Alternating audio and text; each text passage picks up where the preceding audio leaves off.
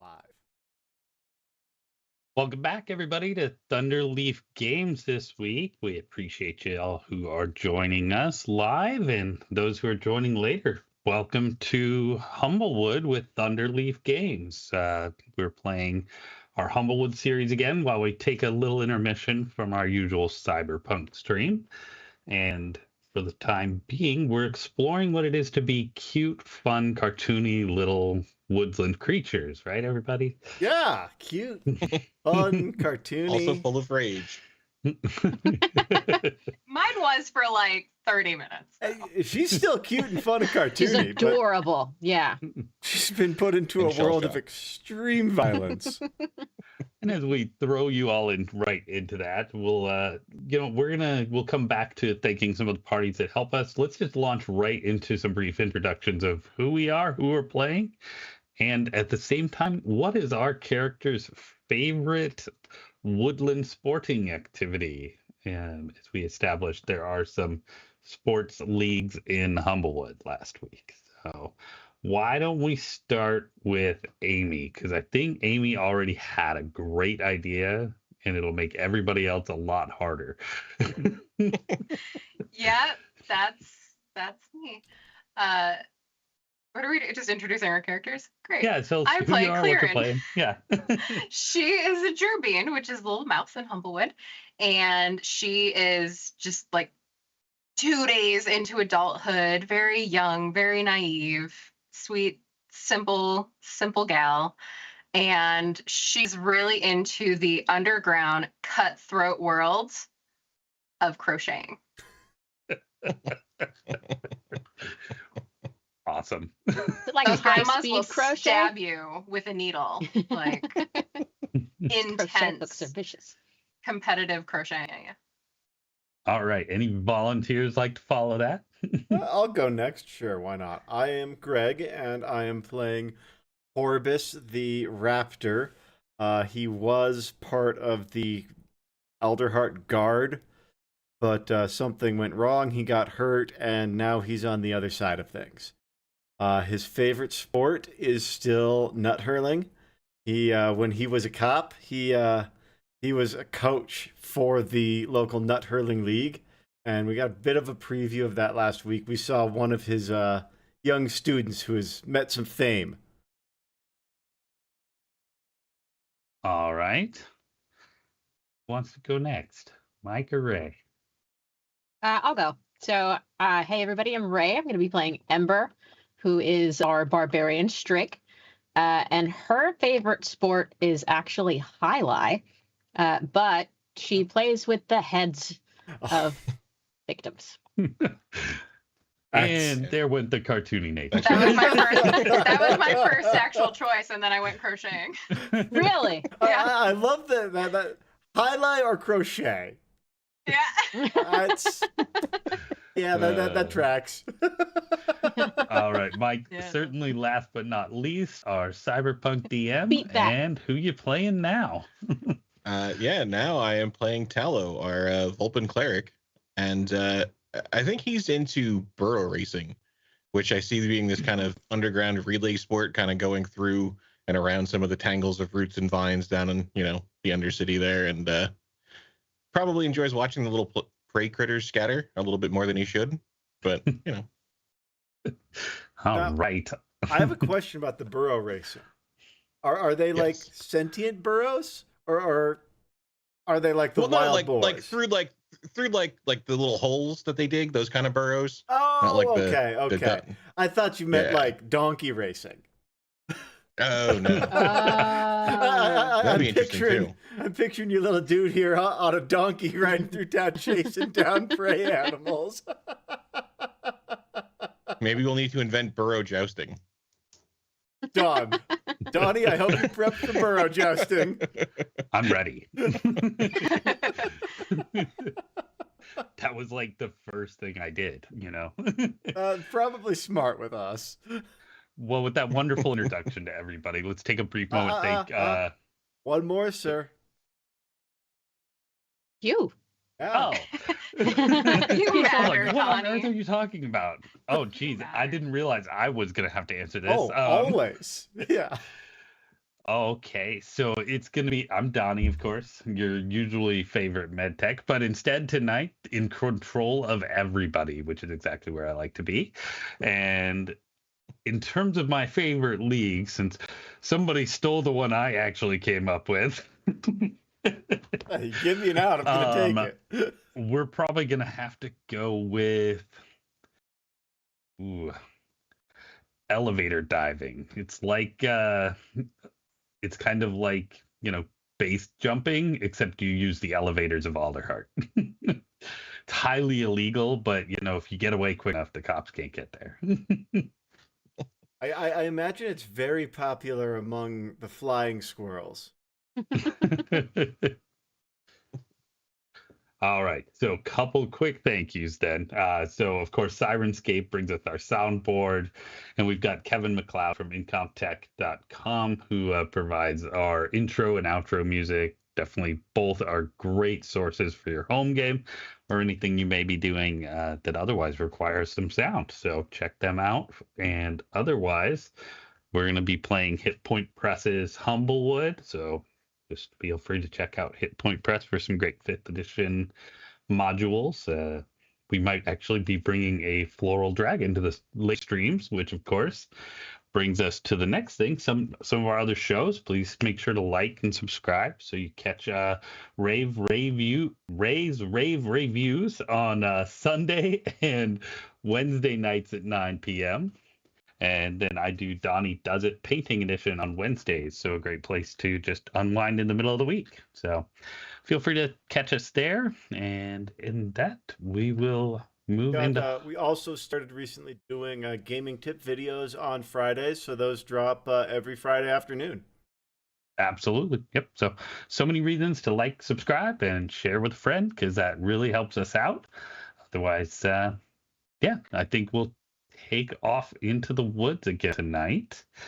And last week we left off after the group successfully ambushed and caught the cart being transported back to Alderheart, returned it to the coalition to help supply the rebel group in the woods that you first took off on this mission for, and had a termination of a very important member of the clergy's son, who you found guiding this caravan through the woods, and have now returned back to Alderheart and the warrens of the large tree-built city in the center of the forest, where we are coming to the home and clinic of Clearrun's family.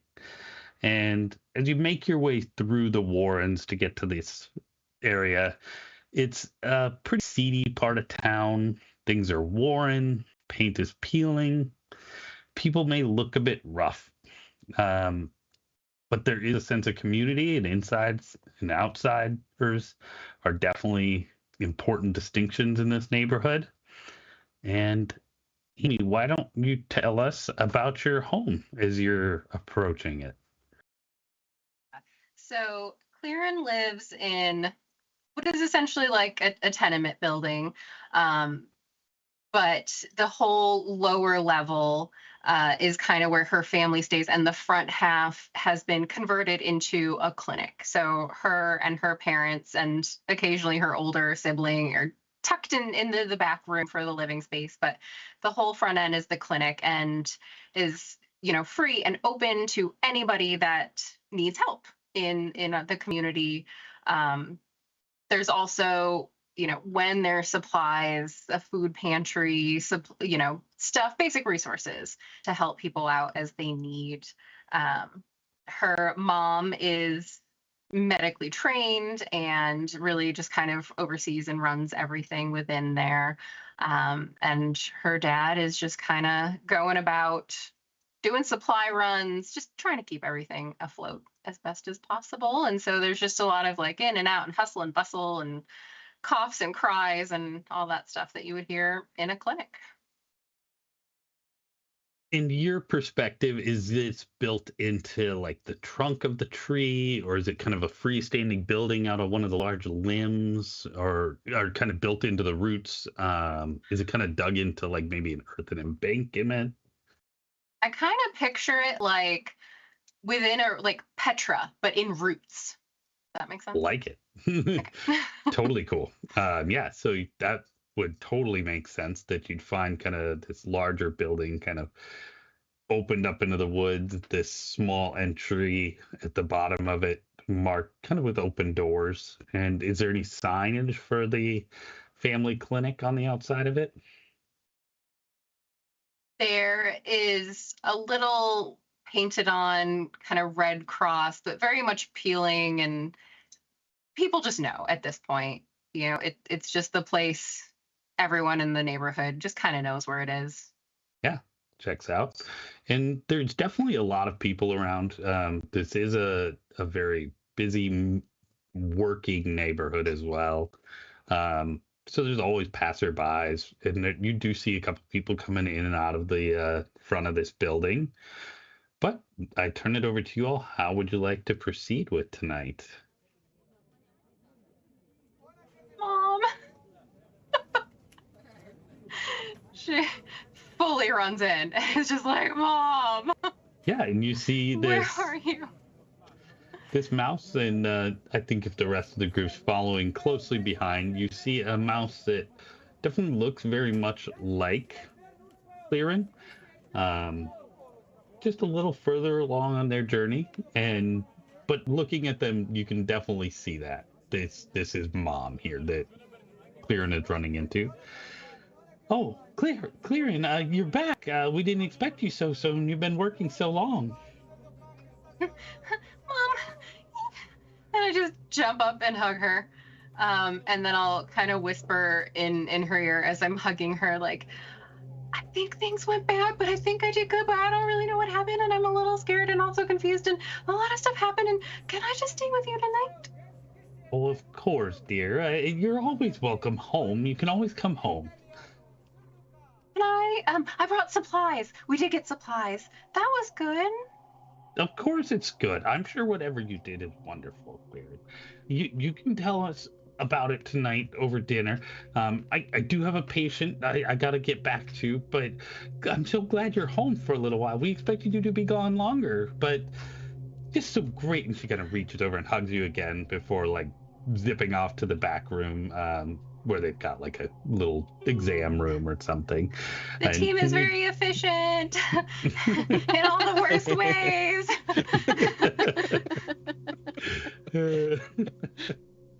And what is everybody else doing in this clinic? So as you come in, you're kind of in like a general waiting area. There's several different people waiting around for their own appointments.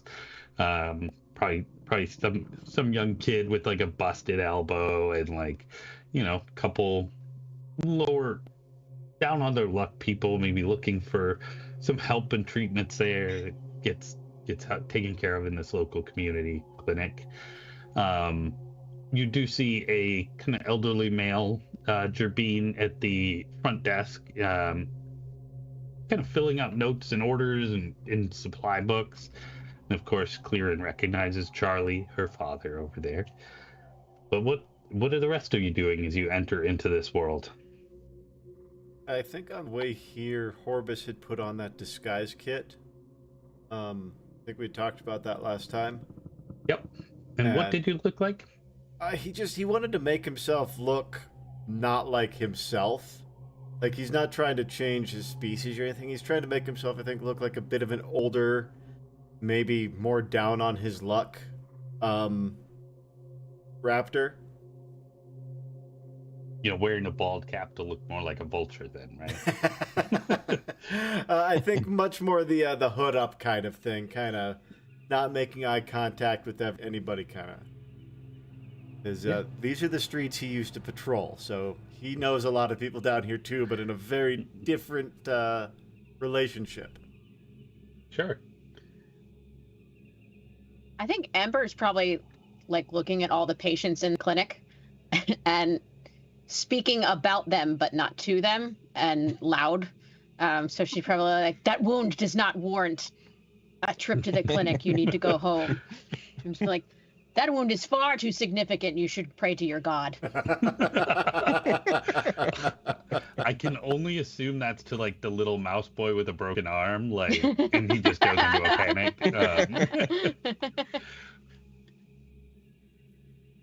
So I think I would like to try to pass behind these large raptor companions of mine and cast duplicity.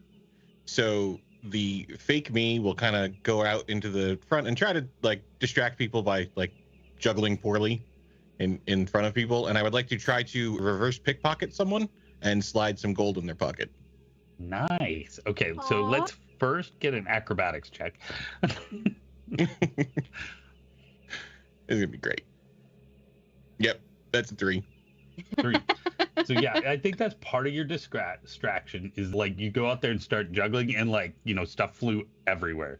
So let's actually have a stealth check at advantage here, or a sleight of hand check at advantage as you use this distraction to your help.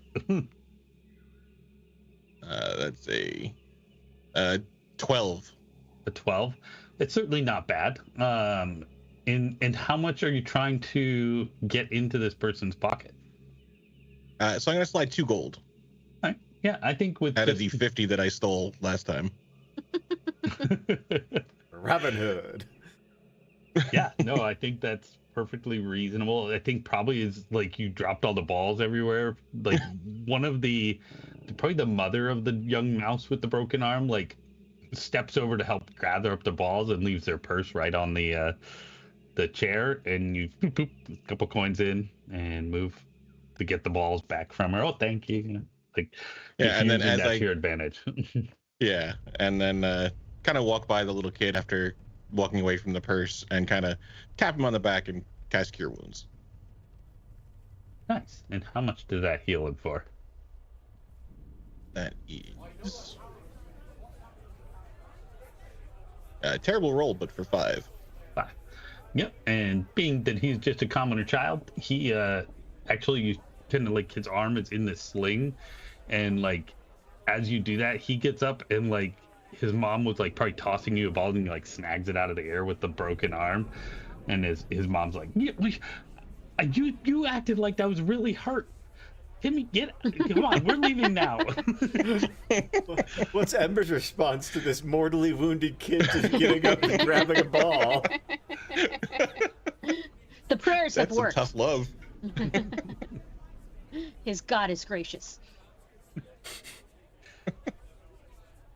Yeah, so you guys can bring the supplies in. I assume you probably bring that to your father. Then he's kind of running the clinic.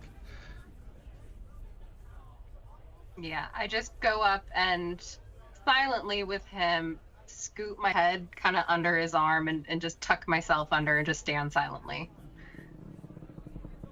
And he's like probably trying to like keep writing. And, okay, Uncle, it's good to see. And then he just gives up and fully pulls you into like a bear mouse hug. And yeah, kind of like comforting fatherly hug there. Oh, welcome back. It's been a while. It's not been that long.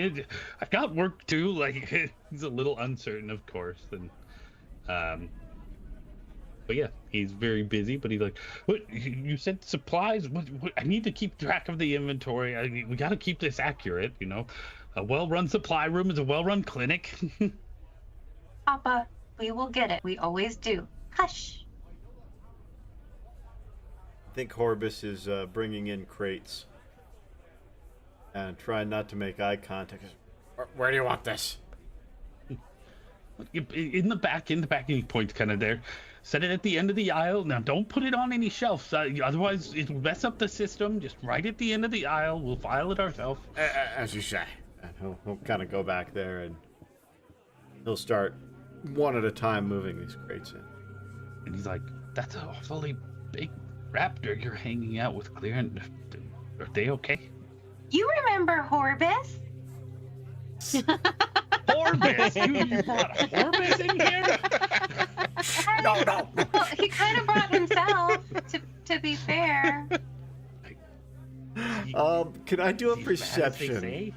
I would like to take a look in the lobby and see if there are any unsavory types or people associated with the Force in here. Yeah, make a perception check. Are we playing Star Wars now? That's a 9. I think he's a little shocked. Yeah, I mean, it's mostly that you know, like, everybody, and everybody's a little unsavory to Horbus, so, you know, you've had run-ins probably with some of them, but nobody's like, oh, that's that person, like, yeah, nothing alarming, like, it's just a generic scope of folk. Claire, why do you think I put all of this on? Don't go shouting my name. These people know me from before.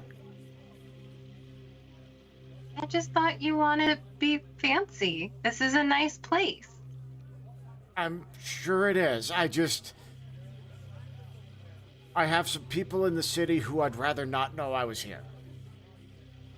Discretion, sir. Yes, sir. I appreciate that. Your name is Ricky. I'm Ricky. Yep. Feel like a Ricky. All right, well, Ricky is gonna go get some more crates.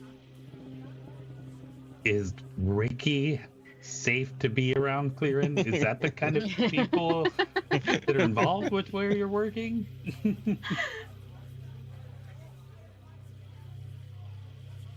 I think Ember will come up at this time, having heard that, and she's gonna put a hand on Papa Clearrun's shoulder and be like, "Ricky is phenomenal. So is your daughter. She has killed many enemies."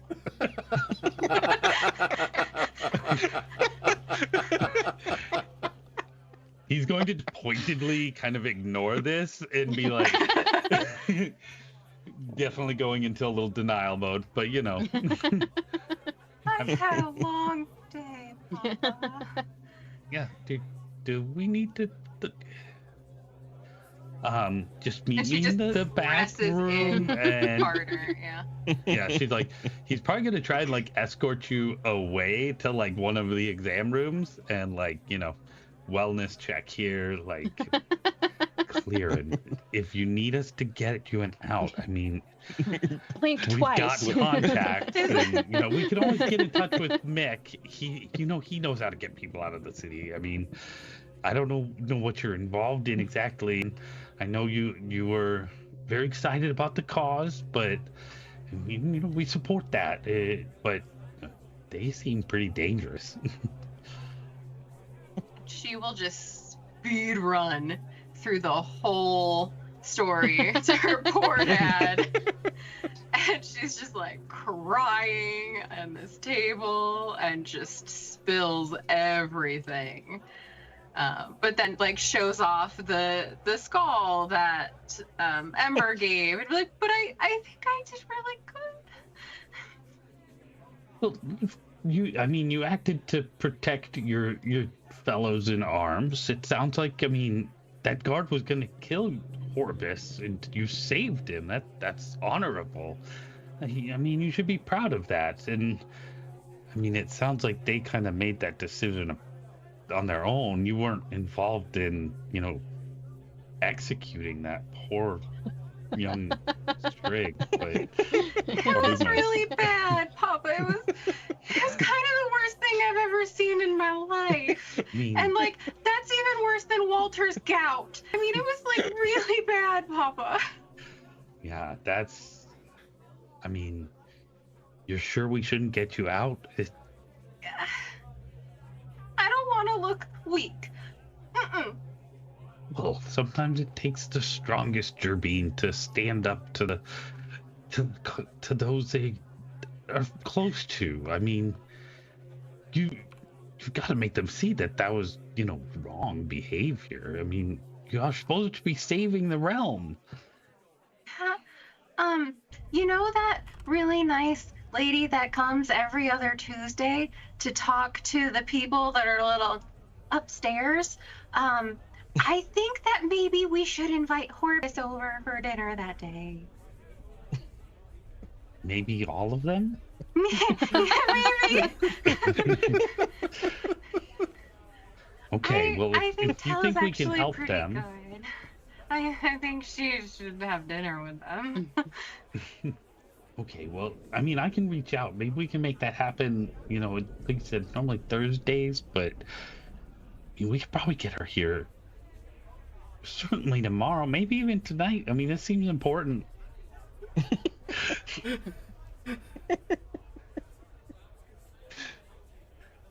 You're welcome, friends. Free therapy. Who had group therapy on the? I did on the not have ballot? intervention on the bingo card for tonight. It's improv, baby. You're welcome. Love it. All right, and I have to apologize. What was the therapist's name? I don't know. Sarah. Oh, I thought you Sounds said good and said the boring. name, but okay, perfect. Tara McMurphy's. I think, actually, you know what? I think Dr. McMurphy's was an old fling of Horbus's. Ooh. I think they went on one very bad date. Well, we will find out about that.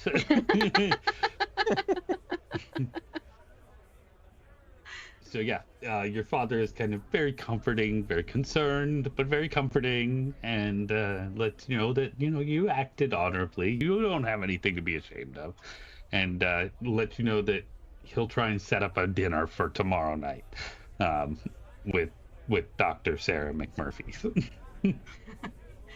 Perfect. I think Horbus will go up to the dad after all the crates are done and they come out of the exam room and just... You should be proud. That's a good kid you got. Yes, it is.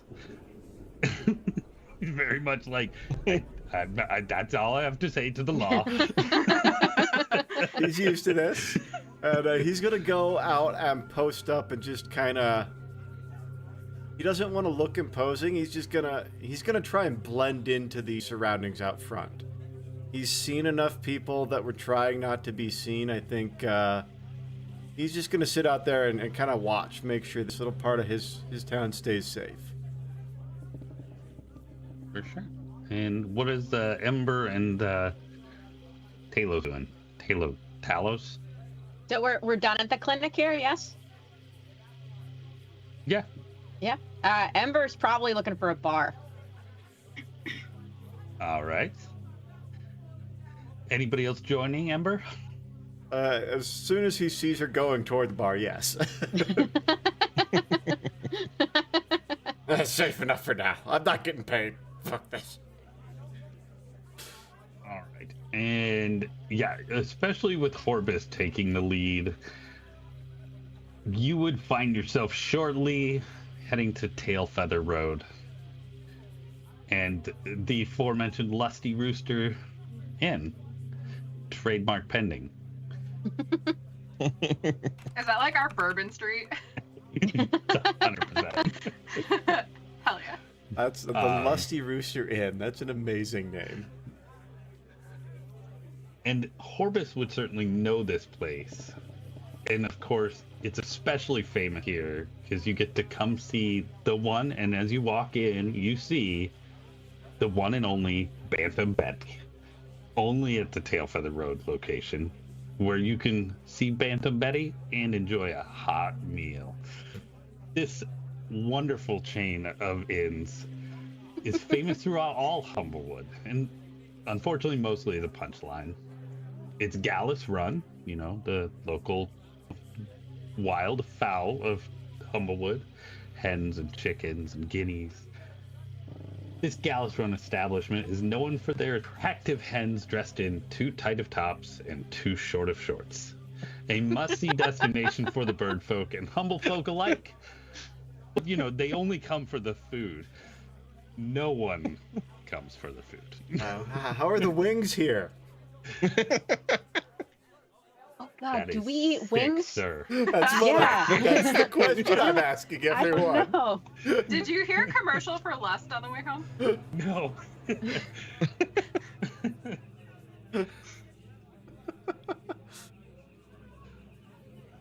I think Horbus is kind of almost comically leaning into his disguise at this point. This is definitely his first time back in the city. And a place like this, I'm sure there are at least a couple of folks who he gave a room for the night. You know, drunk tank residents kind of thing. Yep. And you definitely do see some. And of course, a very frequent flyer, you see over in the corner. So at the bar is Bantam Betty, and she's very diminutive, very short legs in this small version of a hen, bright long feathers over the feet, and they're of course a little bit bedazzled or bejeweled in the feathers, that are like worked in these little gems. So everything is very sparkling as she moves, pouring drinks across the bar and entertaining all her regulars. And at the end of the bar, you see Jimmy MacGuffin, of course, and this mapback friend of yours with his bandit-style markings of a raccoon-like creature sits at the end of the bar, and you, of course, have had interactions with him. And you do know as well, he is the person who first put you in contact with the Coalition when you kind of decided to leave, Orbis. I think he'll kind of lean to the rest of the room. Why don't you guys go get a table? I'll go order us a round of drinks. Hey, Clear. This one's on me. I'm at home with my dad. Oh, okay, that's right. I thought you came with us. He was gonna buy you your first drink. He's seeing busy someone. crying to my father. That's fair. Like a grown-ass woman. All right, then yeah, he's gonna tell the other two to go grab a table. He's got some business to take care of, and he'll grab drinks for him. I think he kind of slides up next to Jimmy, and just Two. And Jimmy kind of spots you out of the corner of the eye, and I'm assuming you're kind of lowering hood a little bit towards him so you can. Yep, yeah, he'll So yeah, reveal himself a little bit to be Orbis. I haven't seen you around in a while. Didn't expect to see around. you so soon. How's things going out there on the edges? Never dull. Never dull. Yeah, I mean, I've been hearing that. There's been some interesting work among the group, but what kind of things you been up to? We raided a supply cart the other day. Ended up taking out one of the a target. Interesting. I was just hearing something about that this morning, actually. I was wondering if that was a coalition that hit that. Didn't hear it from Yeah, I heard me. it got pretty bloody. That's an interesting thing. I just my 2 cents. I probably wouldn't tell a lot of people that was you involved in that. I mean, it's all safe with Mr. MacGuffin here, but you wouldn't want that to get the ears to the Raptors. That probably not end up so well. Trust me, friend. I know. Listen, you can do anything to get some heat off of us. Make it worth your while. I mean, yeah, I don't know what I'd really do, but at the very least, donation to the cause can always help, and that we'll make sure it gets in the pocket of old Frank. He keeps things down in the hood here. He'll take some of his gold that he got from the I think he'll take 8 gold, and he'll slide it over to Jimmy here. For the cause. Yeah, goes a long ways. And he grabs his drink off the counter and kind of looks at you and takes a nice solid drink of it. Yeah, Horbis will drink his.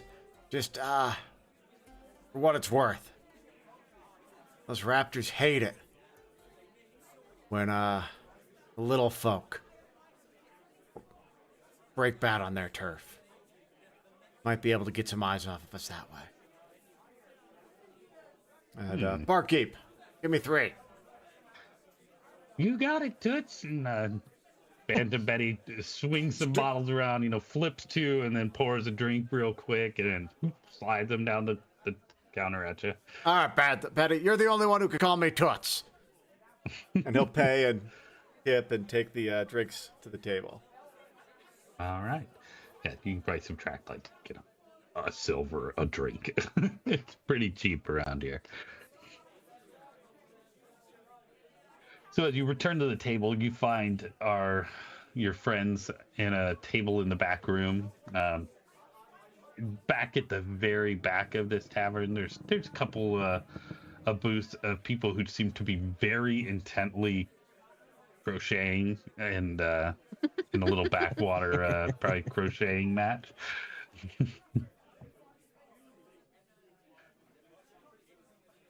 Couple watchers are throwing down side bets.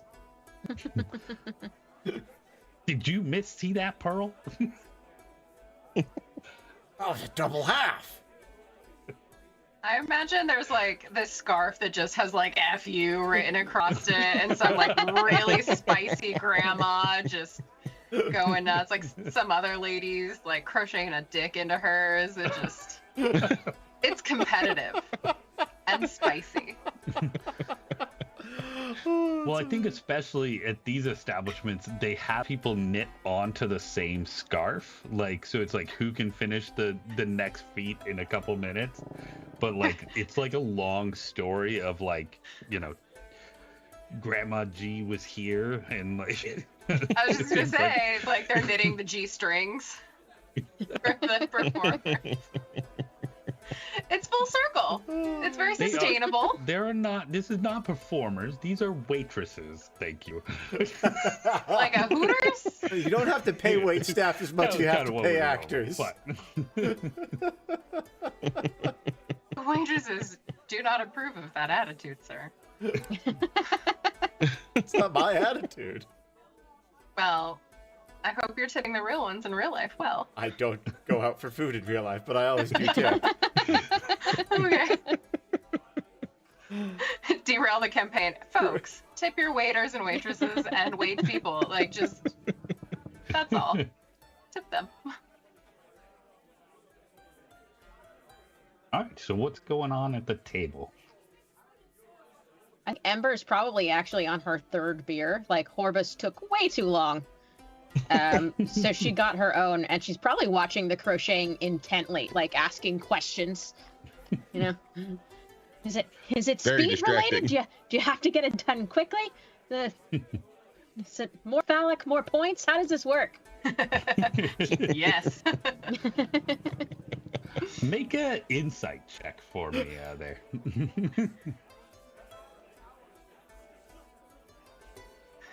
5. 5.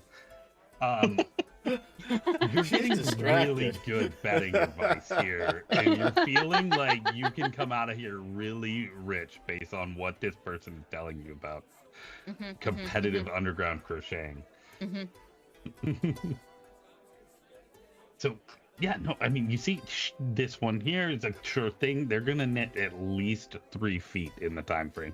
The arthritis on their competition here, they're not going to be able to keep up. I can tell you. She's one gold on the 3-foot penis, please. That's right. And he kind of turns, he's like, 3 gold on the other one.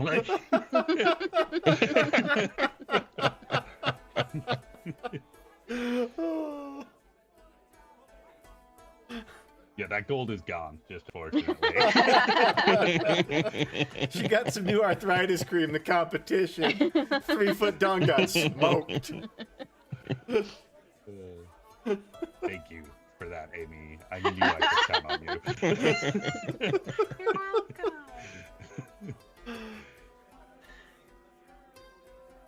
All right. So, Ember, or Tallow, what are you doing? I think this crocheting is fascinating. Just watching Ember get swindled a bit.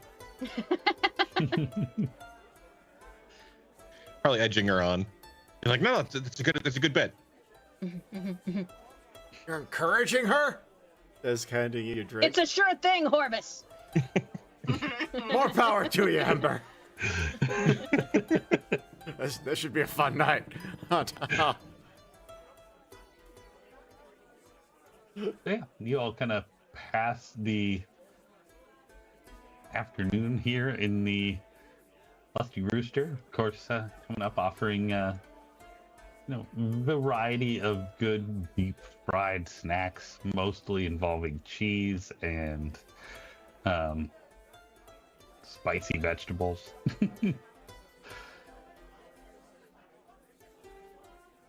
Does Clearrun join the group at any time, or do you all return to clinic? Do you all want to go anywhere else in town? I feel like Clearrun's not allowed in here. Clearrun It's absolutely 18 knows and up. all of this. Well, I mean, legally she could, but Clearrun definitely knows all of the staff. I mean, she would just walk in and be like, "Hey, Suzette. Oh my God. Hey, Mary. How's your mom?" Like, it would just, be like going to the public library for her. Or back to high school? I'm not even joking. I tell you that half my graduating class, worked at the Hooters right after. I could go in there and I literally knew everyone in, front, back, and staff. It was, yeah.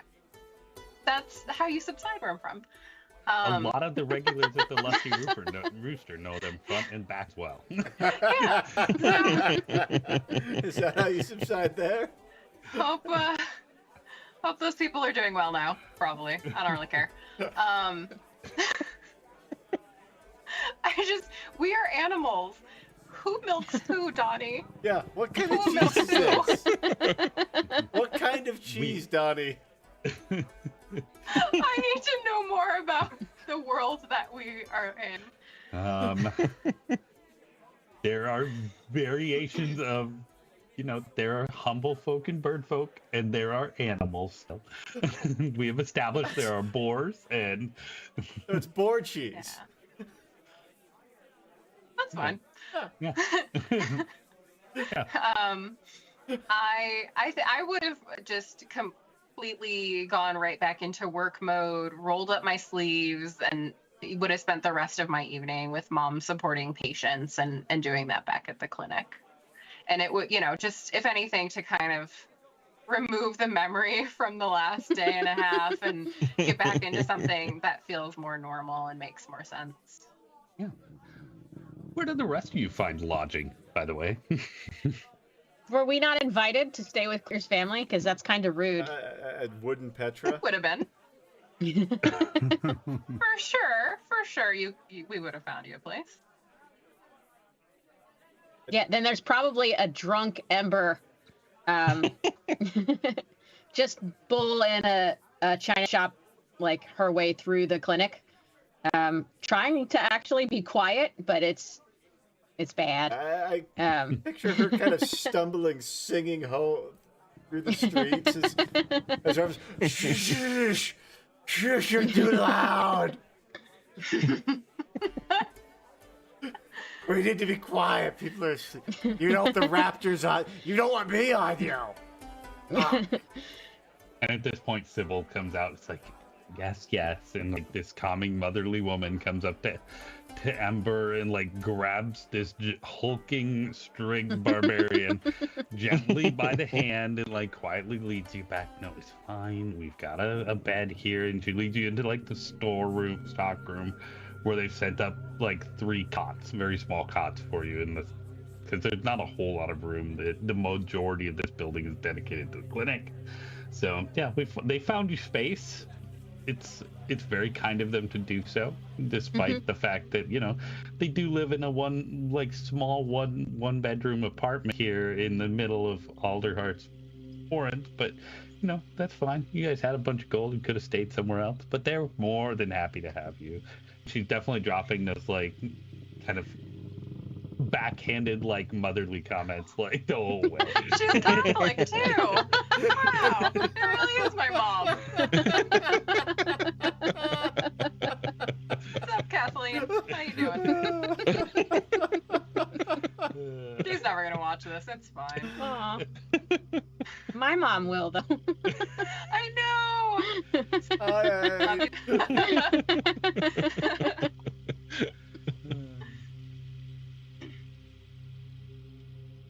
And yeah, she quietly guides the hulking barbarian into the back room, where you all can take a night's rest and wake up freshish in the morning. Yeah. Morning being a subjective term, is probably woken up by Charlie coming in and like, I need this, just kind of like stepping across like the edges of your cot, like over you, trying to get to the shelf. Orbis will hand it something off the shelf. He doesn't know what. He's just gonna reach up and grab some. There you go. Please, I'll please follow him don't right mess with the behind. inventory. It's very strictly organized. Like 5 more minutes, Mom. I come in with just, nice peasant porridge, but it's hot. It's consumable. Breakfast is served. Orbis. And I will bring you the book, Orbis, for you to borrow that I talked about when we were waiting for the heist. So you will have that. Borrow my copy. He will chow down, and then he will try to sneakily slide the book into his bag. We left off on chapter 6. That's right, chapter 6. I'm gonna start from the beginning because I want to actually read it myself. That way I can talk to you about what I think about it. That sounds great. All right. Forge is fantastic, kid. Thanks. The trick is salt. Always worked for me. Also cranberries. You're welcome. I used the last of the store. We'll go get some more. New quest. Hit cranberries. It would be the only Humblewood thing I think we would do this whole time. Go get cranberries. Well, that is certainly an option. We could go make our way to. I did provide a little map here, and I'll drop it in the chat for you all here. Maybe.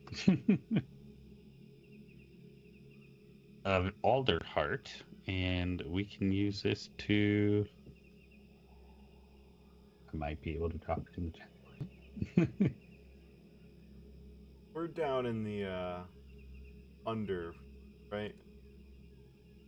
Yeah, so you're all in Underfall.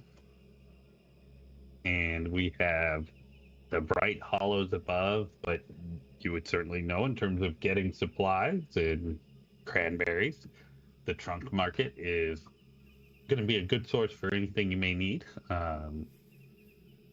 You're certainly able to pass into the higher branches, and you can find some very pricey goods up in the canopy market, but that's probably a world you all are not as comfortable in.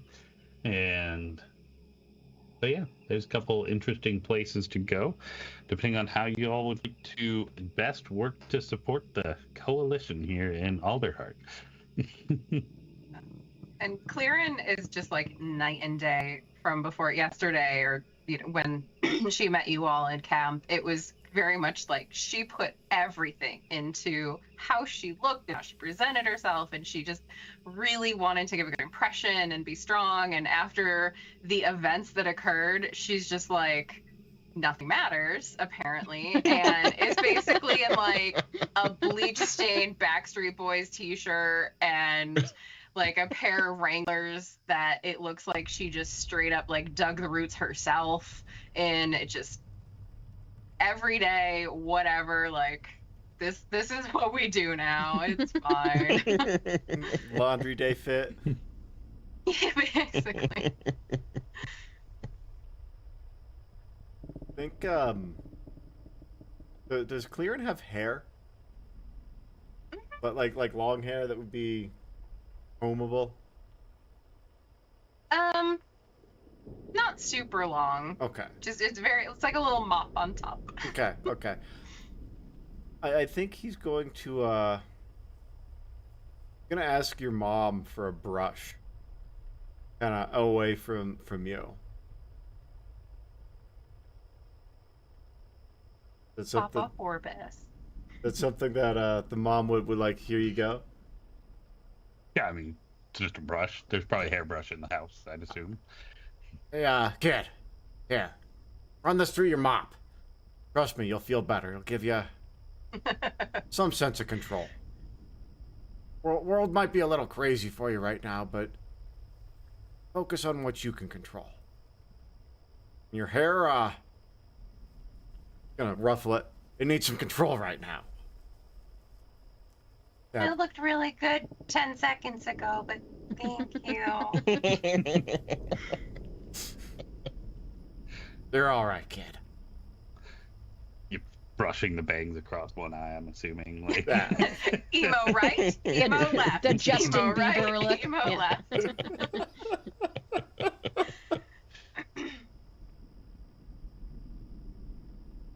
Yeah, I think Horbus does feel guilty for just like drunkenly crashing here loudly last night. So, yeah, he wants to go get those cranberries. Ember's probably gonna roll out of the cot, throw up, and then, why cranberries?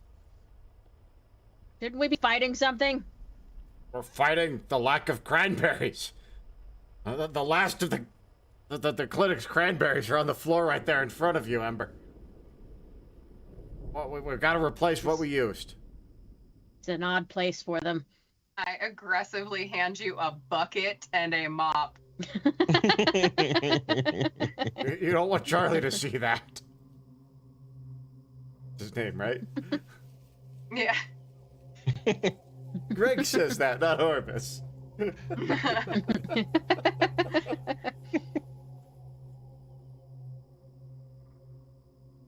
all right, so who all's going looking for cranberries? I guess Ember's going, but I she will doesn't go. know why. Um, Probably the whole time. This is so stupid. There better be enemies on the way to cranberries. Have you ever gotten cranberries without enemies? I've never gotten cranberries. Who gets You're missing cranberries? all the enemies. Let me tell you about bog spiders. Are they large? Oh, they're terrible. No. So big. Hmm. The cranberry bogs? To the bog.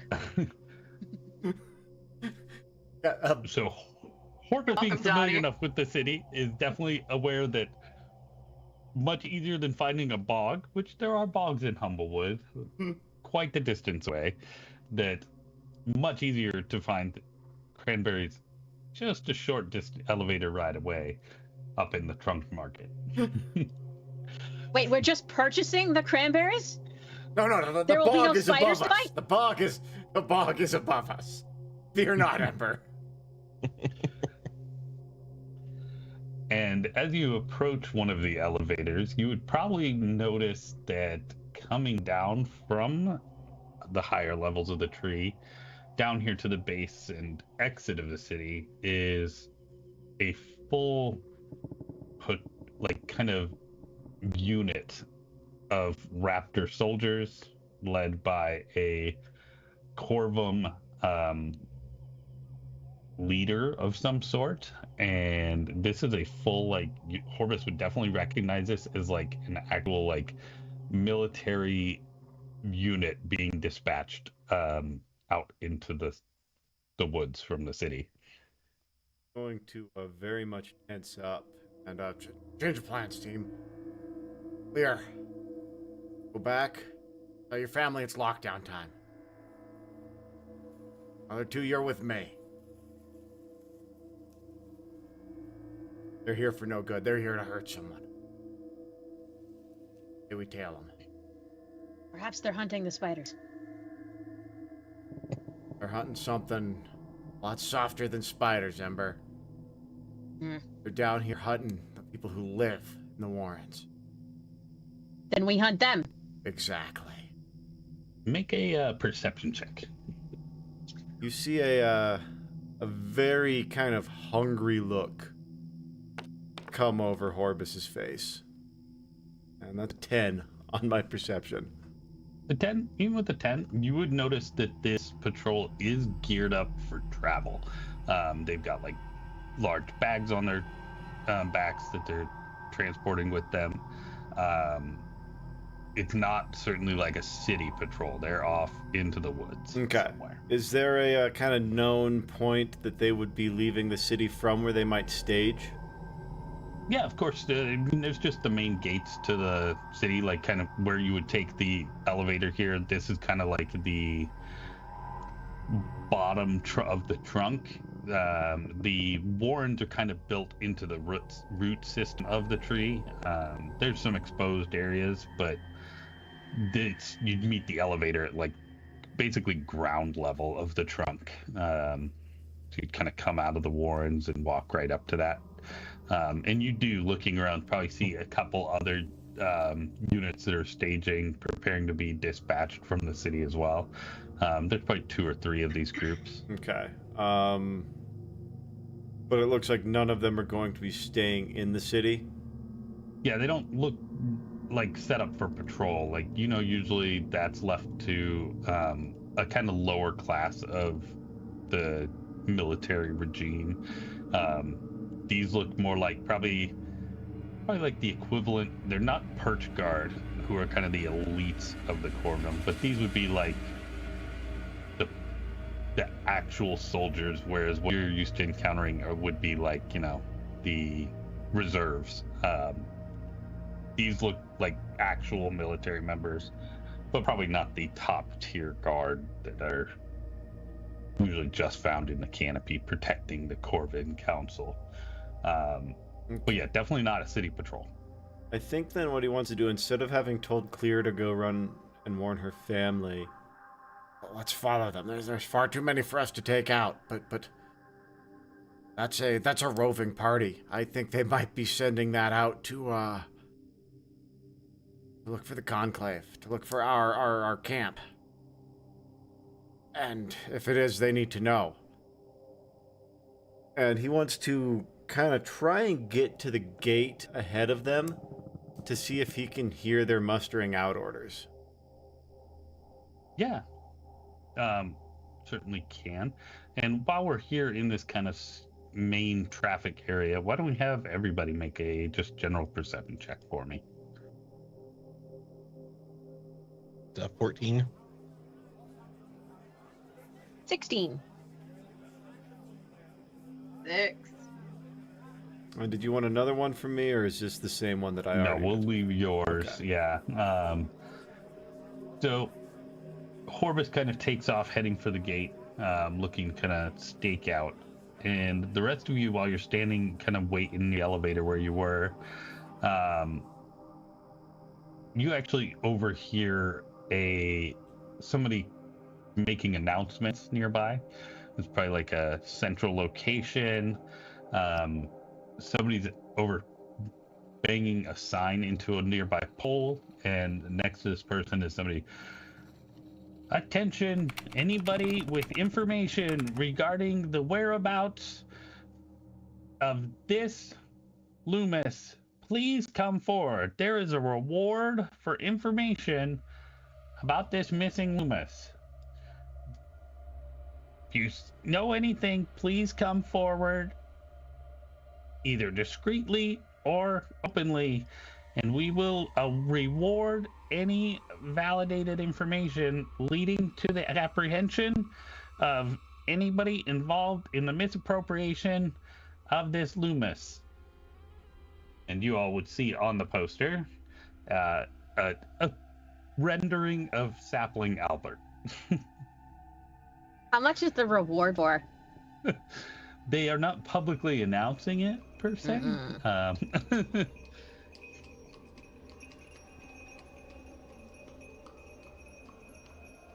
And then, let's roll a stealth check just to kind of see how good we are at getting close enough to overhear these patrols. 8? 8. There's a lot of traffic going on. You're really just not able. I mean, you're a smart enough person to know, like, short of walking up into like the circle and being like, "Hey, buddies," you just really can't get close enough to make out any information from them. They're like not announcing what they're doing. They're preparing to take off, and they're professionals. They know not to broadcast their whereabouts per se. Okay. Is there any sort of like carrier pigeon type service? Like for quickly sending messages? Yeah, I think. Or I there guess certainly there's magic is. too, isn't there? There definitely is some magic available in the world. If you know somebody who might be able to cast that kind of spell, you may be able to find that in different parts of the city as well. More in the higher levels, you're going to find capable people making magic-based living. There's probably a couple seedy places in the trunk market that, offer some kind of messaging service like that. And honestly, Clearrun might know somebody as well. We could probably check on that. Why don't we roll for Clearrun their history or a... I'm gonna say streetwise. Hey, Tallow, you send messages? I do not. Oh. Okay, cool. What do you want me to roll? Either like a history check, or we could even go... We could just even go a D20 plus like proficiency and plus your best modifier. And we'll call it a streetwise check. I like the one that's like plus many things or minus one. Like you should be rewarded for having knowledge. I mean, this is your neighborhood. So yeah, I feel like just go with proficiency plus whatever your best modifier is. Gives us a good modifier for that. So that's the 12? A 12? Oh wait, my best modifier is a 3, so 14. 14. Yeah, I mean, you know that in particular, there's not like the low mage that sits there and casts spells in their arcane hovel in the roots. But you've definitely heard of, in particular, up in the branches, there is a small shop known kind of off the main street called Eliza's Emporium.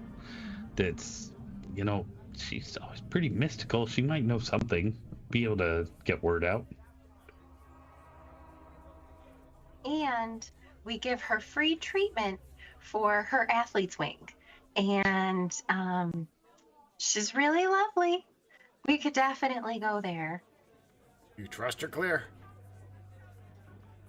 I mean, as much as you can trust anybody that talks into the ether and wears weird jewelry that, looks like maybe it's made out of eyeballs. As much as you can. Eyeball jewelry. Yeah. Oh, I think I actually know someone you might like. I think we need to visit this woman. I will also add 2 of the 14. Clearrun probably knows that there's some shady people in her neighborhood that probably are capable of running messages as well, just in the old-fashioned way. What about Jimmy? Jimmy probably has MacGuffin. He's definitely a coalition contact for you, so he somehow had word of your exploits before the rest of the city even seemed to. Okay, yeah, I think he's gonna reach out. He's gonna go over to Fantasy Hooters, and because I forgot the name of the place. And Forgot the Lusty Rooster. The Lusty How does Rooster, one forget the yes. Lusty Rooster? Yes, sorry, I have a lot going on. He's gonna go over to the Lusty Rooster to see if Jimmy MacGuffin is there. And unfortunately, he's not. But like, if you asked around, you'd probably find out from some of the workers there that he left late last night. He usually doesn't come in until evening. But he's there almost every night.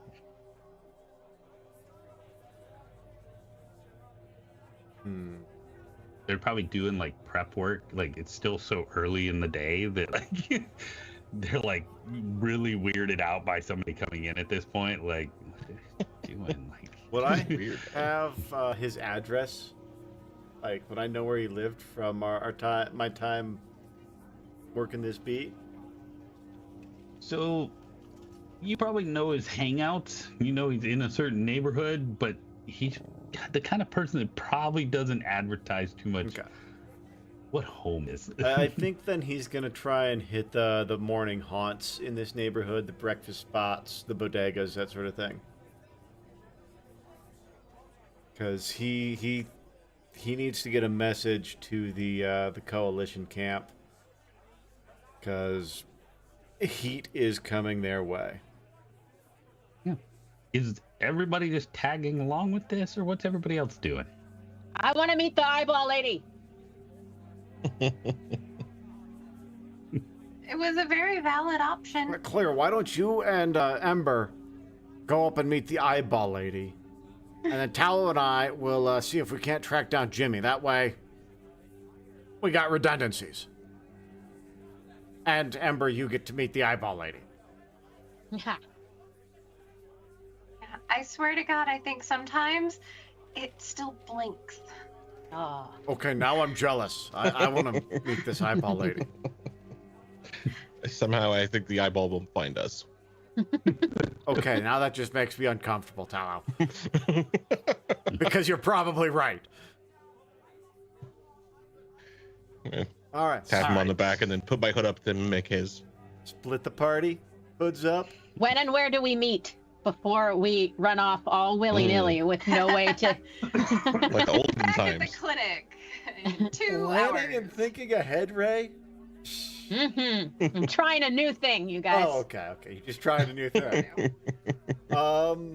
Probably agreed to meet back at the clinic in 2 hours. Do it. Sounds great. All right. All right. Let's go ahead and start with the party heading up the tree. And I will continue to give completely unsolicited tours. Like, that's where so Ember's like so lives, super and- into it though. She has never experienced anything like this, and she's probably like hanging on your every word. And she's gonna throw in like some gross medical stories and be like, "That's where they fell off that roof. Like, do you see how tall that is? They just woo! I Wha- didn't know that your head could actually do that. But their insides on the outside. No. All right. So, and one thing you definitely noticed, Clearrun, is that you had such an easy time getting to the elevator today, walking with Ember. Like, that is like the best thing in the world. Like, you're like normally you have to wait like a good 3-4 lifts to get on. It's especially this time of day in the morning. Like the up trunk traffic this time of day is rough. And yeah, Ember just kind of walks through the crowd and like Parting of Yeah, you the guys seats is- Really great. you all make great time. Like you were honestly a little worried at first, like getting all the way up to Eliza's and back in 2 hours. That could be rough. But yeah, it seems like you made great time. You get onto the first elevator that drops down, and head up to the branches where you find the trunk market just off the lift. And as you get off the lift, Ember and Tallow, have you been in the city much?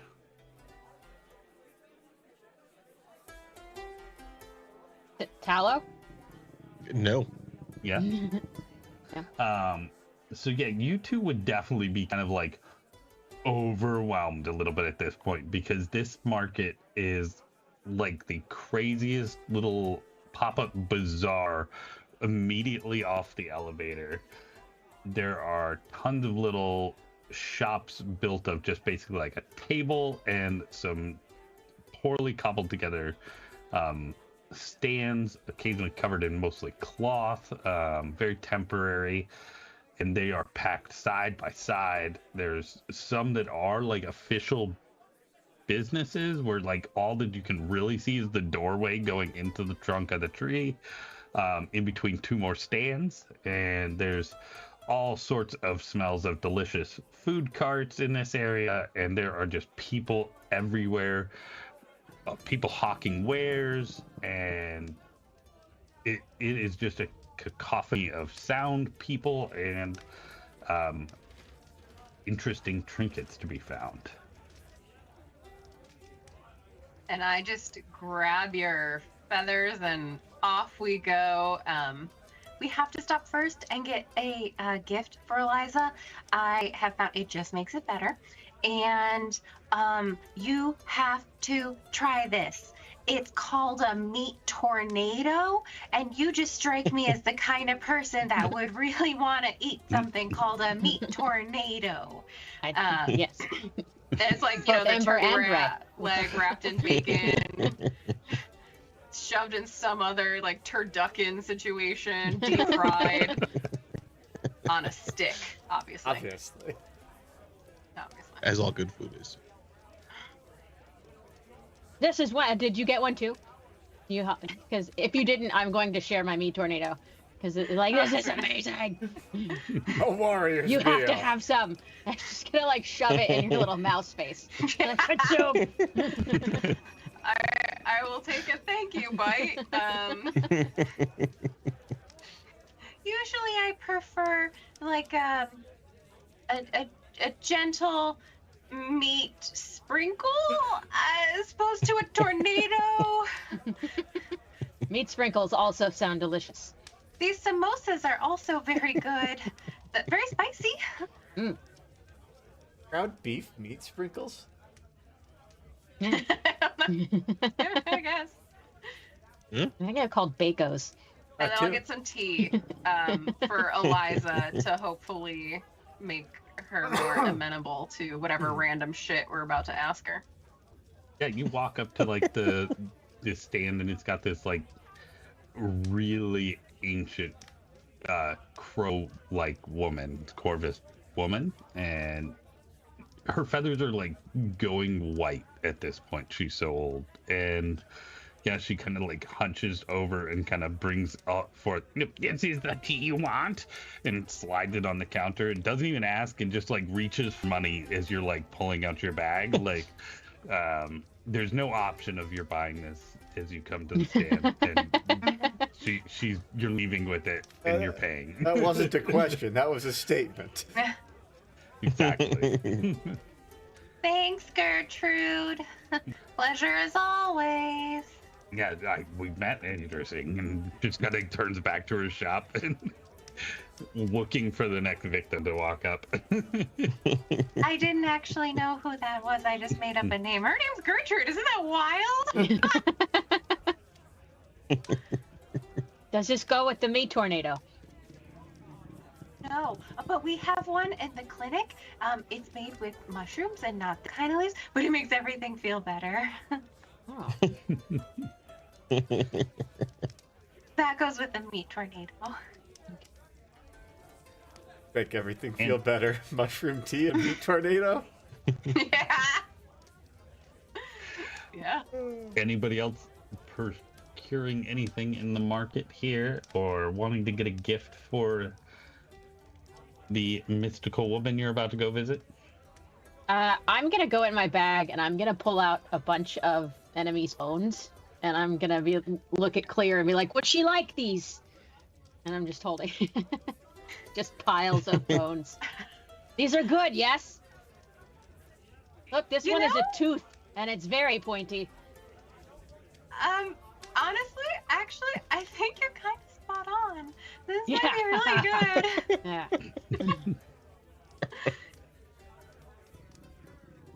As you're pulling out these bones, somebody walks up and is like, "Oh, look, Tim!" And it's like this very up-class looking Loomis woman, and a fortune teller. Come see, they've got bones. Tell a fortune.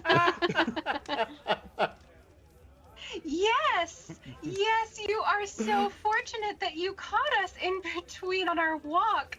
This is the great Emberlita of the wood, and she would be pleased, for the right price, of course, to tell your fortune today. I am her interpreter, Lolita. Please. Yes, Please join quick. us. This is Timley, my husband. He's all about this stuff. I've been telling him for years that he was clearly a moonful birthing. It's key to his whole personality. Don't you see that? Oh, you're a real Scorpio, aren't you? Okay. I don't know what that means. What fortune does Ember tell people? She's gonna put the bones in the bag, shake them, carefully dump them out, look at them, and look at Clear, and look back at them, and just shake her head like, it's bad. Well, certainly, not all bad. I do see, however, that one there that looks like a leg, because it was somebody's leg at one point. Mr. Oh my God, are Tim, you saying we're gonna lose a leg? no, but I think you should go to the clinic for what's going on for that one. No offense, but I don't think it takes a psychic to see that. And also, I think that you should really probably get something for your wife, because she's been eyeballing that fox over there for the last 7 minutes, and yay! Fortune! I assume you're nodding towards Tallow. I am now. And Tallow, how do you let's roll a either an insight or a perception check to see if you're picking up what Clearrun's laying down here. That's a 9. Okay, so what is Tallow doing when Clearrun's trying to tell the guy that his wife is eyeing you up? I think he's gonna kind of catch it, like be looking at something on a table at one of the stands, and then probably look up like, "Me? What? Me? They're so cute when they're You need little, something? don't you What?" think? And she's like, Have you "Oh." seen these meat tornadoes? Oh, I know somebody that's also looking for a meat tornado. And he instantly is like, "Oh, it's such a good thing I talked to you. I knew I was missing things." And he dumps like 2 gold at you, and then rushes quick over to the stand. "Come on, honey, quick, this way!" And takes her explicitly in the opposite direction of Talo and buys something at the nearest stand immediately. High five. I think that's what you call a swindle. We have made money with the bones. Yes. Yeah. Oh, and now the campaign is just these 3 That's running cute. a fucking game on the middle of the tree. I love us. Yay, Ray. That was amazing. At which point, I assume we head out of the main of the market, probably dragging Talo and Ember away at this point a little bit, because you know that the Emporium is just outside off the edge of the marketplace. This is an older shop and off the beaten path. You probably walk down an alley that you wouldn't even know it's down there if you didn't know it was down there. And there's this door with kind of the carving of like a very strange looking black creature. It's a little cat-like, maybe weasel. You're not really sure what it was supposed to be, but it looks ominous. And on the door is 2 very ornate E's carved into the door. And I, for no reason, but don't explain anything, do a very particular knock, like, and then like scratch down, like, and just, I make it into a whole thing that it doesn't need to be. Like, it's very important. I think it gives good auras. What's an aura? I don't know, but Eliza will tell you all about how fucked up yours is. And you hear this voice, and it's very kind of throaty. Just a moment, I must prepare the auras. And you hear this frantic, like, scurrying around behind the door, and then kind of the unlatching of several latches at the door. Enter the Emporium. Mistress Eliza. And the rest of you find it kind of hard to spot her, as the shop is filled with, like, very pungent smokes, and the air is very cloudy and hard to see through. And there's glowing, probably hooded lights that have had, like, different colored cloths draped over them to give an aura of ambiance in this shop. And you do see this is a pretty traditional shop. There's, like, a counter, and there are some wares on display of some are pretty obviously, like, different little potions, and then there's some trinkets and some stuff that looks pretty magical to the uninitiated. Even, like, they just kind of scream like that's probably magic, like it's gotta be magic, because it's just so weird looking. And she kind of, welcome in, come forth, I sense, oh, dark auras around you all. You are in great need of the Mistress Eliza's guidance, I can tell.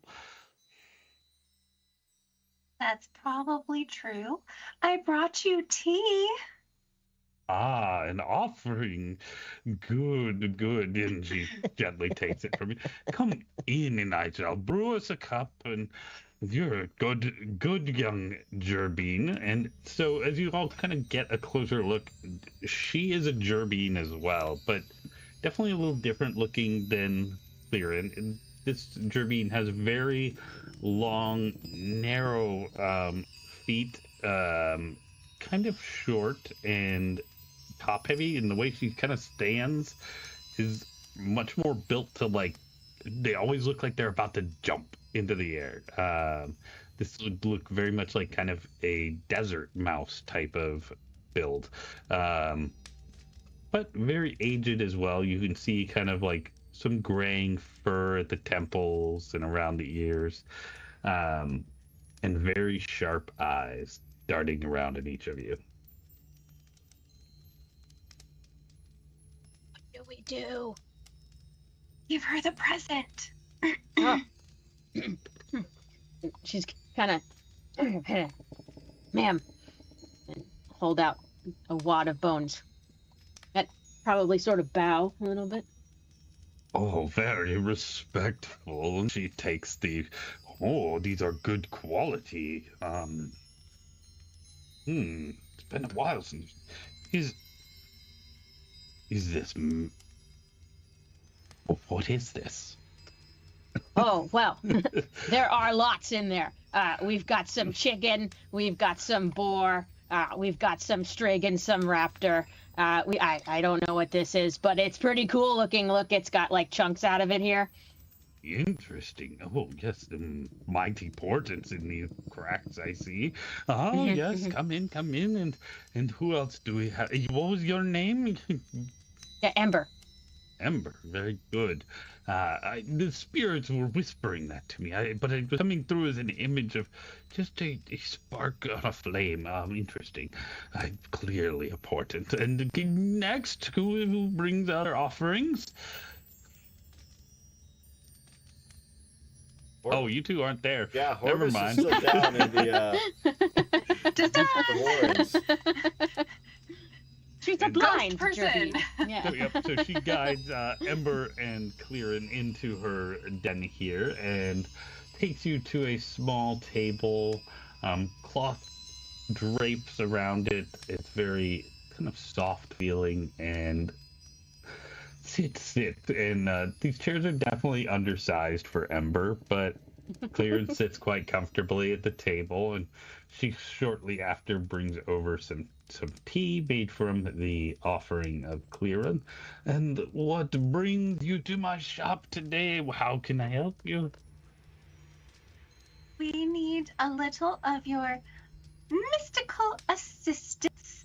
We have a message to go to the camp outside and in the wooded area, and there could be danger afoot, and I know you are just the best and fastest and can do so many mystical things. You're so talented. Also, why does that thing in the jar have two heads? But also, you're so good.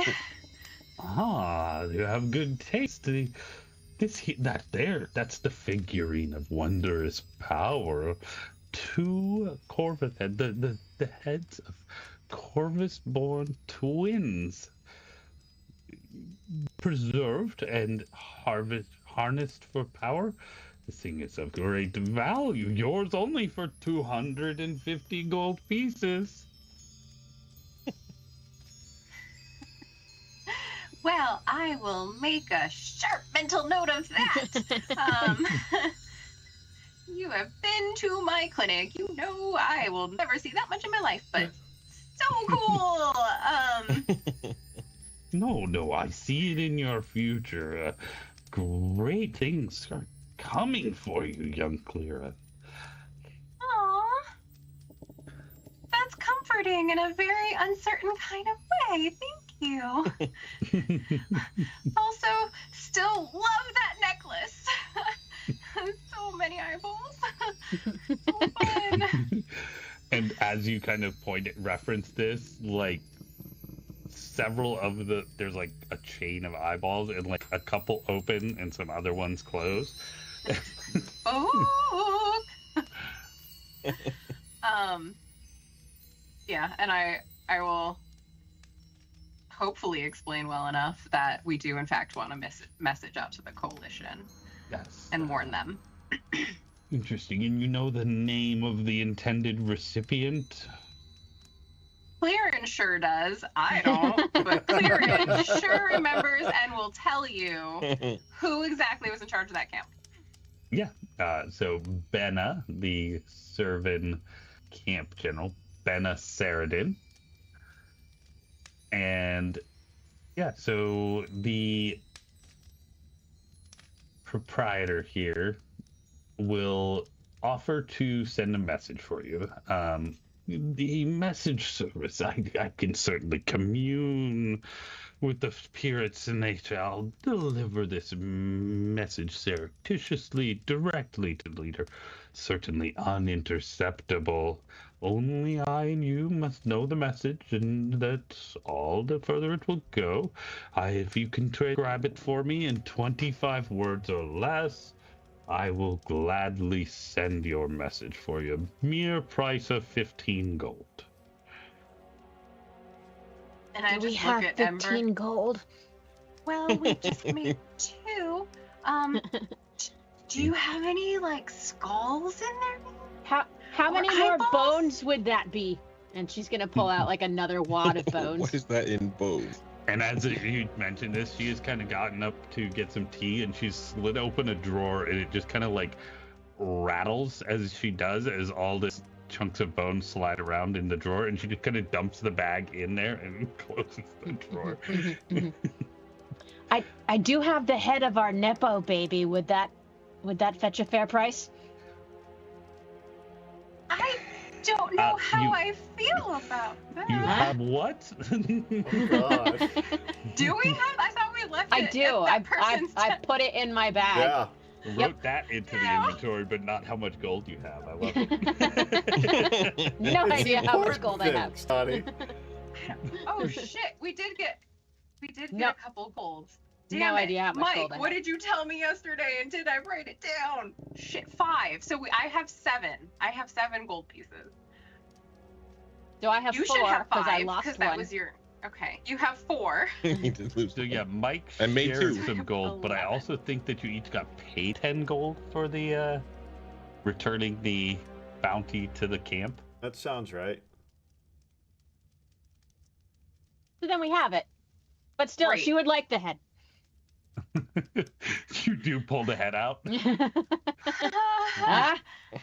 Ah. Yes, it's a good head. Look, knock, knock, knock. I will not need the head. That's disturbing. That's Very your well. limit? Yeah, so just if you would write the message down and you can come. Is there a response expected to this? I guess really if we just have the assurance they receive it. I mean, maybe if they could just be like, okay, that would be good. Okay, so troops being deployed. That seems very succinct. What else, Ember? Coming your way. Take caution.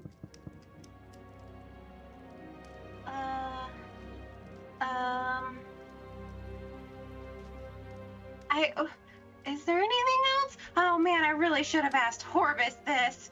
God, that sounded good, right? Prepare for battle? Oh, yeah, prepare for, I stopped counting. Shit, we'll just say that's 15.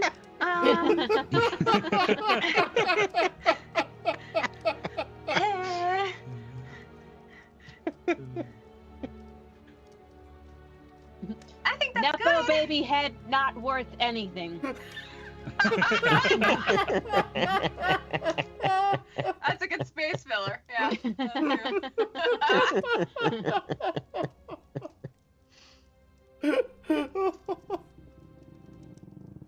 Alright, Just like the so- last word, just be like, cheese. Shit. I'm getting what I paid for, damn it. And she's like, very well, I will pass your message through the spirits. And that was Brianna Curvasis, right? No. Nope. Fuck. The lady with the tricorn hat. That's the one. Damn it. It sounded like Seraphim.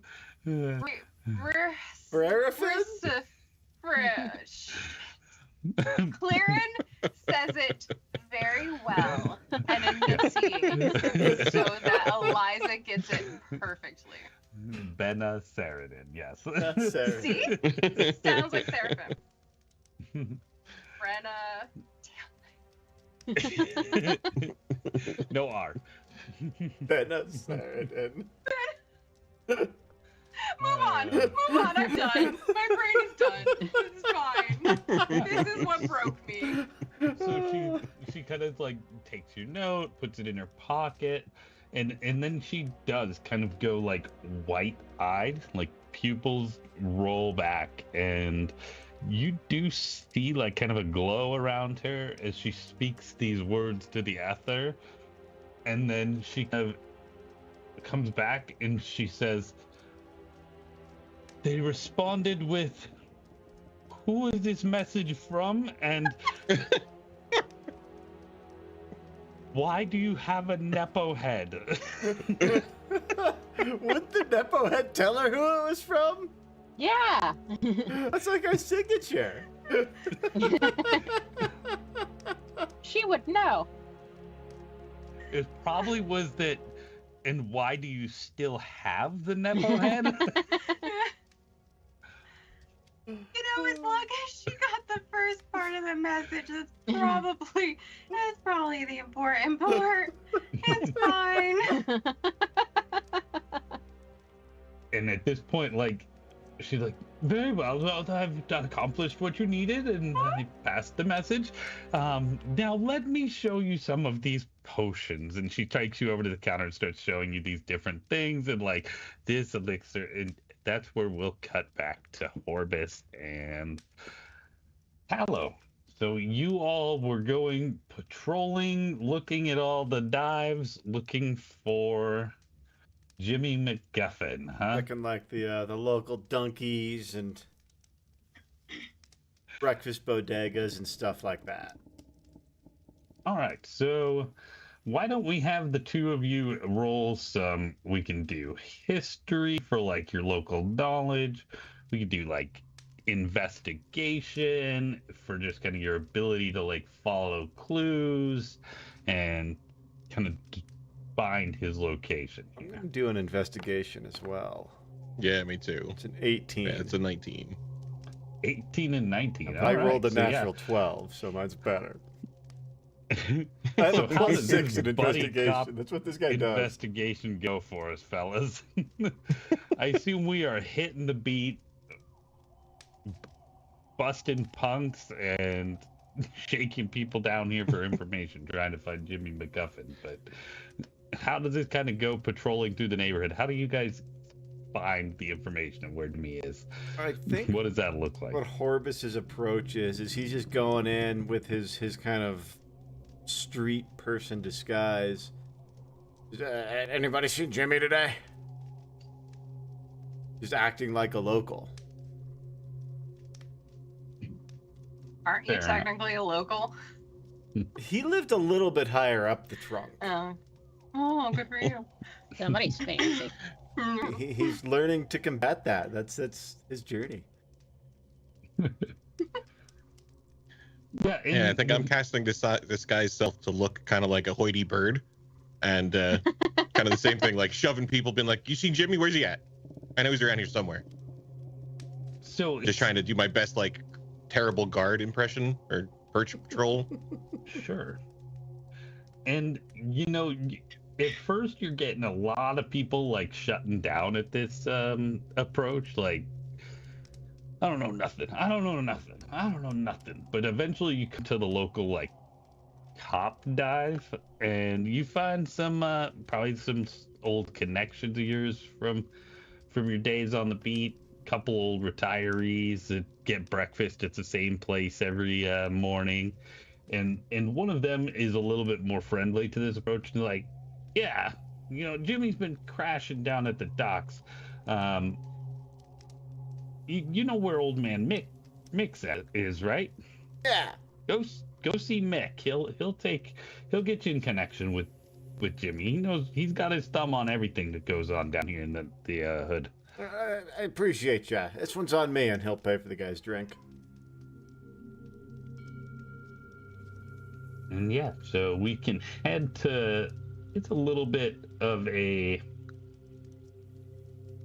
it's an old neighborhood in the hood. So this is one that hasn't been recently rebuilt after the fires. It's been around forever. Little old, kind of built of stone, row of houses, just on the like cusp of a route, but definitely in the hood here. And you come to this one house that's right on the corner of the street, and you know the rose bushes out front are perfectly maintained, and you see this kind of grizzled looking Mappic out tending on these roses, and he's probably got like patchy fur sticking up in certain places. He's seen a thing or two. He's been around a while, but he takes a lot of pride in his maintaining of the hood. And you would definitely recognize Old Man Mick.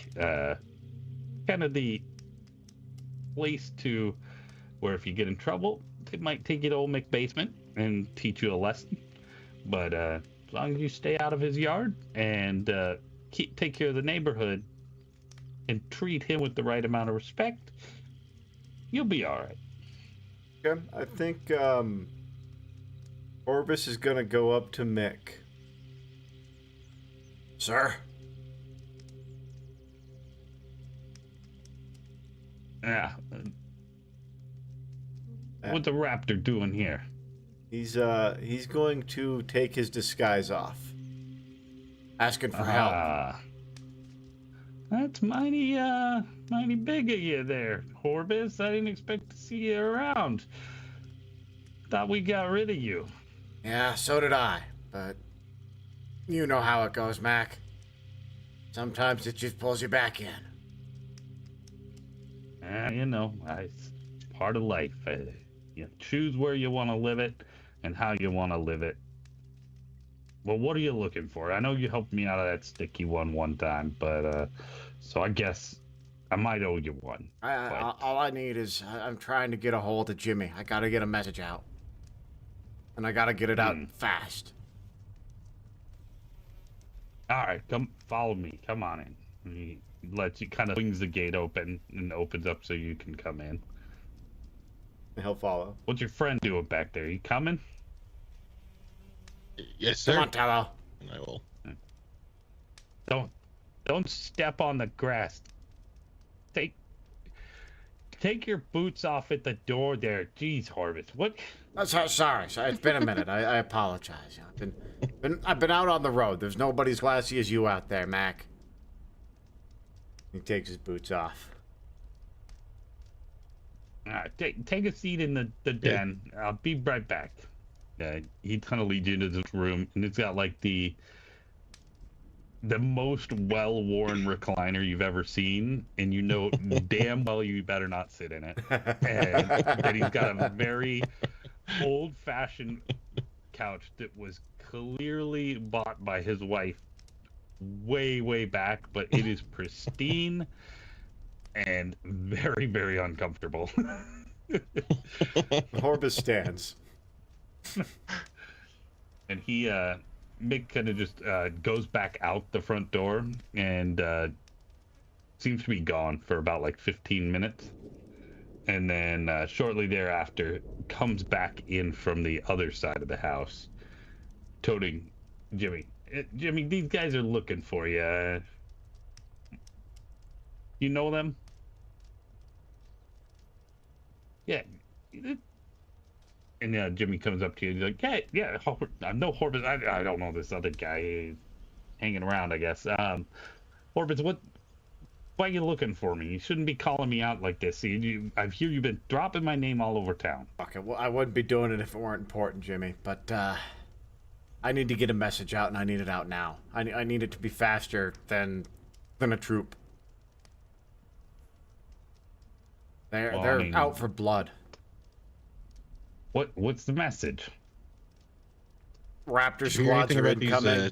these Raptor squads? What's that? Sorry, what was that? So, did you hear any rumors about these Raptor squads? Oh yeah, that's the message you're trying to get. Who are you trying to get it out to? We need the whole camp to know. I'm pretty sure that's where they're going. And What was the name of the town that the cart was coming from with all the goods? It's coming from Meadowfen. make sure Meadowfen gets it too.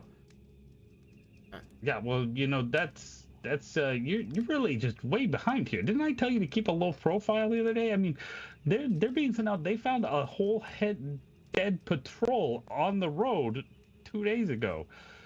It turns out that patrol was hauling a tax collection from Meadowfen. They're pretty sure Meadowfen hit that patrol to get their goods back. Goods were gone. The soldiers were dead in the road. We haven't found. We're missing one guard. We haven't found him yet. So that's probably the only reason your name's not flying around already, Orbit. But they're planning on getting those taxes recuperated out of Meadowfen very assertively. I told you really stirred up some shit with whatever you did. You need to make sure Meadowfen.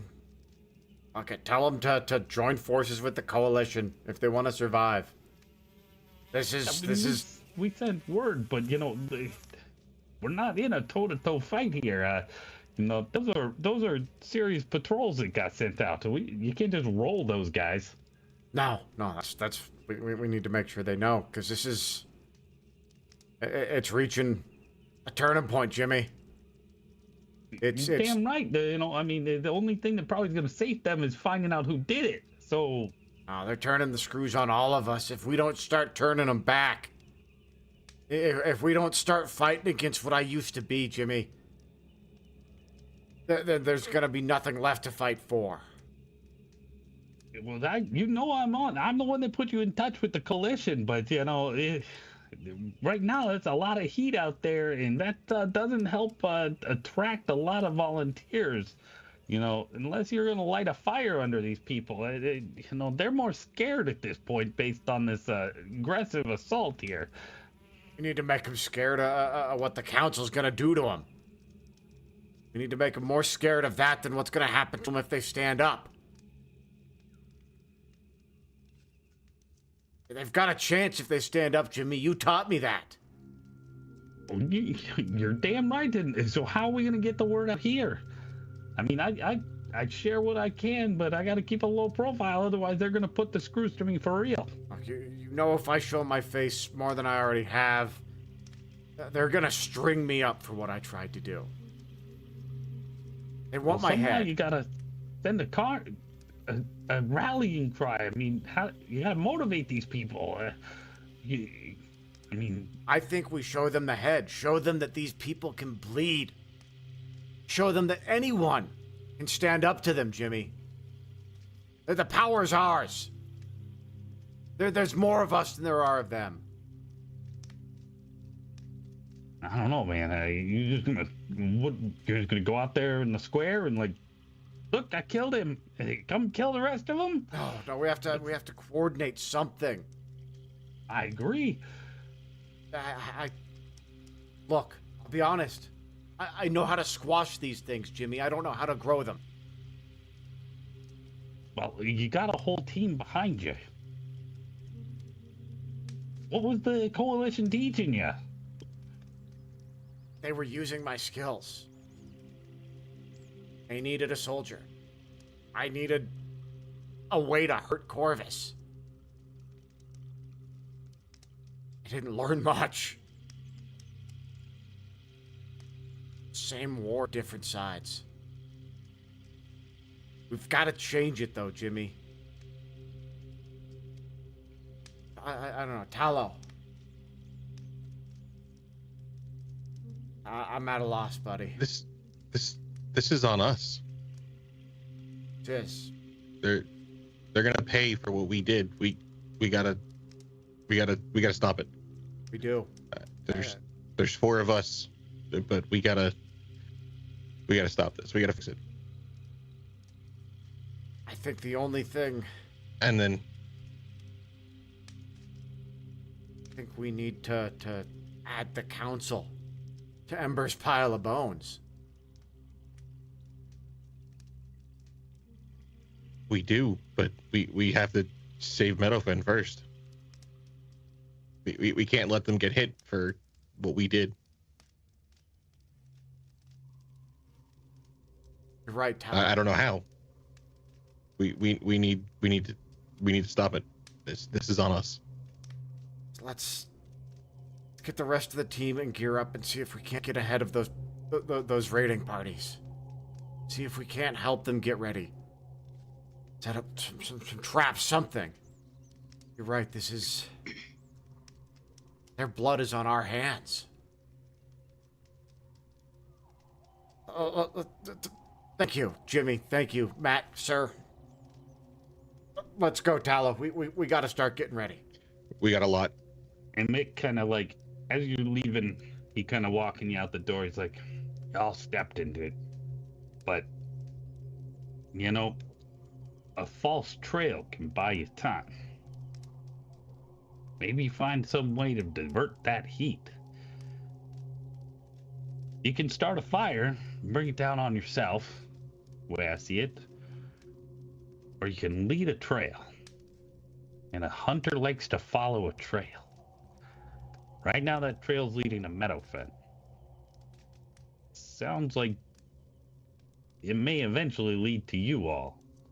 But maybe a distraction can get you a little time. You can give them something they want and point it in a direction they aren't looking. Send them somewhere else. That definitely gives Orbis an idea. I think with that, he wants to try and frame the guard that ran off. If he can't start circulating some rumors that maybe because that guy was having that affair, that he was trying to line his pockets so him and his sweetie could escape. Oh no. And so I think maybe he's going to start seeding. He wants to try and seed that rumor. He'll tell Mac and Jimmy, hey, get this rumor out. We got the guy's name. I think it was Joe, having an affair with Mary. He did this. Set up a life for them. I think it was Mark and Jenny. Mark and Jenny, yes. I'm trying to find it here. Yeah. I did not put that in the notes because I did not think that would in any way be important. I knew it would. As soon as he That's said it, what I'm happens like, to this group. oh, that's coming back. So yeah, you can kind of prompt that to them that there was a guard that escaped named Mark, and indicated something about that, and he was running kind of back down the road towards Meadowfen, and yeah, there was some love interest named Jetty involved, but yeah, we can kind of hit that and give that to them to see if they can kind of seed some rumors there, and we can return to meet at the shop here, having kind of in different ways completed our objectives and finding some extra information, and Also returned without cranberries. oh, I can only assume that Clearrun and Ember picked them up on the way out of the market. Probably swindled some innocent couple out of them. They had to have traded for bones because they're out of money. Yeah, basically. You guys just did a couple of readings. Yeah. Did you get like an eyeball pendant? Like you're not ready for the whole necklace. If but... she traded one, yeah, absolutely. Yeah. I mean, she's definitely got like a basket sitting on the counter of like little enameled pin eyeballs that look just like the ones 100%. on there, and they Yep. slowly are enchanted to open and close. Like, She's rocking that so hard. but yeah, so I Probably actually poking think the eyeball. we will come back next week to our therapy dinner at the clinic.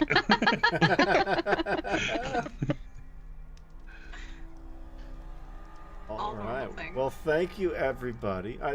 We're calling it? Or, Yeah, okay. I think that's a good point. And yeah, so we'll pick up next week with a little therapy in the clinic, see what kind of comes of the guards being sent out into the woods. And as always, of course, please like, subscribe. We love you all for joining and watching and commenting. We really love seeing that, and really love interacting with you all, especially during rave reviews. That's very active chat. We all like to get involved there as we hang out and play video games. And Donnie does it on Wednesdays. So Wednesdays and Sundays, lots of great content and a great short coming Friday for y'all. So make sure you're tuned in for them. Absolutely. Thank you, everybody, and we'll see you in a couple of days. Good Thank you, night. everyone. Bye. Good night.